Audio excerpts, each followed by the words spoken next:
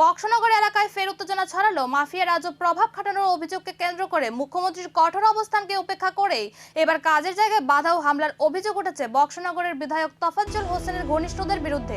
অভিযোগ অনুযায়ী মঙ্গলবার সন্ধ্যায় বক্সনগরের রুখিয়া এলাকা পাইলিং কাজ চলাকালীন শ্রমিকদের উপর অতর্কিত হামলা চালানো হয়। ঘটনায় অন্তত 5 জন শ্রমিক গুরুতর আহত হন এবং তাদের জিবি হাসপাতালে পাঠানো হয় চিকিৎসার জন্য।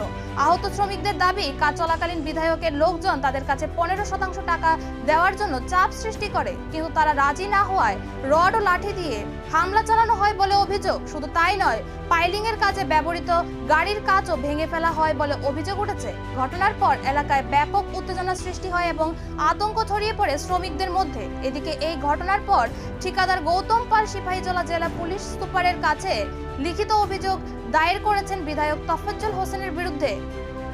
मैं फाइलिंग करने आया, मैंने विधायक का नाम बोला। अपने विधायक जी ने बोला है तो उन लोगों ने बोला यहाँ काम नहीं करने देंगे, हमको कुछ परसेंट चाहिए। मैंने परसेंट के बारे में बात किया तो उन लोगों ने कि नहीं दोगे, तो उन लोगों ने मेरे को मारा, गाड़ी भाड़ी तोड़ फोड़ कर दिया। रोड और डंडे से मारा हम लोगों को। मैं ड्राइविंग गाड़ी चला रहा था, मेरे हाथ में उंगली टूट गई, ये फूट गई है पूरी, ये लड़की की उंगली पूरी फूट गई है। और बोला कि अगर परसेंट नहीं दोगे तो काम नहीं करने देंगे। तभी मैं गया तो उन लोगों ने हमको मारा और भगा दिया, गाड़ी ले जाओ यहाँ से गाड़ी ले जाओ। तो मैंने गाड़ी चालू किया, तब भी वो लोग डंडे मारते रहे। मेरे कैंपर का शीशा फूट गया, पाइलिंग मशीन का पूरा शीशा फूट गया। প্রশ্ন উঠছে, আইনের হাত কি সত্যিই পৌঁছাবে অভিযুক্তদের পর্যন্ত, নাকি আবারও চাপা পড়ে যাবে এই অভিযোগ?